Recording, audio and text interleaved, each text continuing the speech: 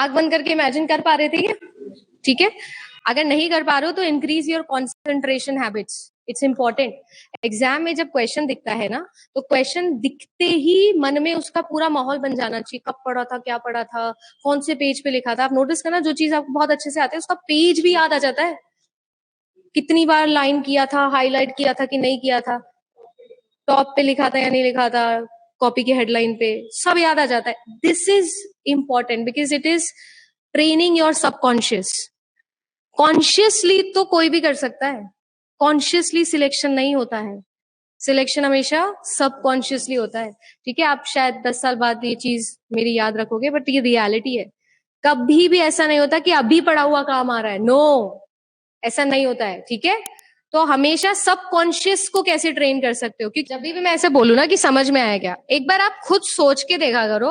आप अगर आंख बंद करके जो भी आप सोच रहे हो, जो भी मैं बोल रही हूँ, आप उसका अगर अपने दिमाग में इमेज ड्रॉ कर सकते हो ना, that means you got it. ठीक है, अब मैं रिपीट करूंगी, सब लोग एक बार ट्राई करना मेरी ये हैक जो मैं बोल रही हूँ। अभी मैं जो जो बोलूंगी ना, बस आपको इमेज ड्रॉ करनी है। आप सब लोग जो है एक बार ट्राई करेंगे, ऑनलाइन ऑफलाइन सबको बोल रही हूँ मैं। जैसे जैसे मैं बोलूंगी ना, बस वैसे वैसे इमेज ड्रॉ करनी है माइंड में।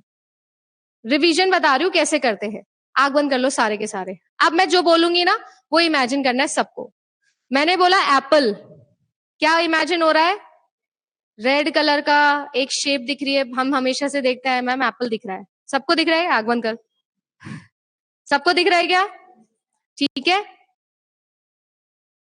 अब मुझे एक बात बताओ, अगर मेरे पास में सैंपल से जो भी डेटा आया है उसे मैंने एक ग्राफ में प्लॉट किया, और जब मैंने उस ग्राफ को ड्रॉ किया तो मुझे एक घंटी की शेप दिख रही है क्या? तो ये जो बेल शेप की कर्व है, इसे अपन बोलते हैं नॉर्मल डिस्ट्रीब्यूशन कर्व। ये जो घंटी है, इसको बीच में से काटेंगे ना, तो लेफ्ट और राइट साइड बिल्कुल बराबर आएगा, मतलब सिमेट्रिक होगा।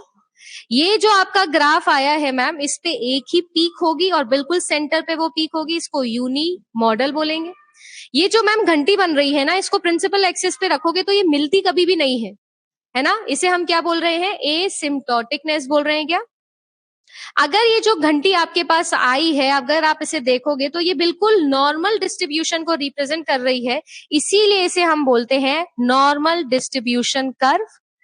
अगर आप इस घंटी को देखो और आप इसकी सेंट्रल वैल्यूज पर आ जाओ, बिल्कुल बीच वैल्यू पर, आपके यूनी मॉडल के आसपास, ये एक्सट्रीम वैल्यूज को शो करती होगी क्या? जहां पर एक्सट्रीम प्रोबेबिलिटी लाई करती होगी। अगर यहाँ पर एक्सट्रीम प्रोबेबिलिटी लाई करती है और मेरी नल हाइपोथेसिस की वैल्यू भी यहीं पर आएगी, तो रिजेक्ट करेंगे क्या? रिजेक्ट किया तो क्या आएगा? Very good. ऐसे ही अगर मैं बोलूं कि मेरी दो टेल्स हैं, लेफ्ट वाली टेल दिख रही है क्या? लेफ्ट वाली टेल पर अगर नल हाइपोथेसिस की वैल्यू दिख रही है, रिजेक्ट कर दे? कर दो मैम, कर दो। यस, बट यस मैम, ये एक्सट्रीम लो को दिखा रही है। अच्छा, राइट वाली टेल दिख रही है क्या? वहां पर भी सेम है। अब मैं ये कह रही हूं कि अगर मेरे पास में मेरा लेवल ऑफ सिग्निफिकेंस आता है, वो ये कहता है कि भाई तेरी नल हाइपोथेसिस अगर ट्रू है, ठीक है ना, तो तू उसे रिजेक्ट मत कर, बट फिर भी मैं एक तेरे को वैल्यू दे देता हूं मार्जिन ऑफ एरर के नाम पे, कि तेरी ट्रू नल हाइपोथेसिस को भी तू रिजेक्ट करेगा, तब भी तेरा टाइप 1 एरर नहीं आएगा।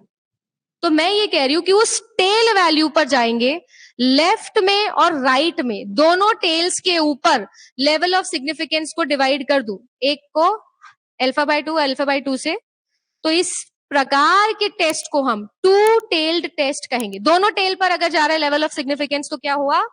To tail. ऐसे ही सिर्फ एक पर्टिकुलर टेल पर अगर जाएगा तो उसे क्या कहेंगे? This is left tail, this is right tail, because I'm watching like this. Okay, so it is my right, the right tail, and this is left tail. सब समझ में आ गया क्या?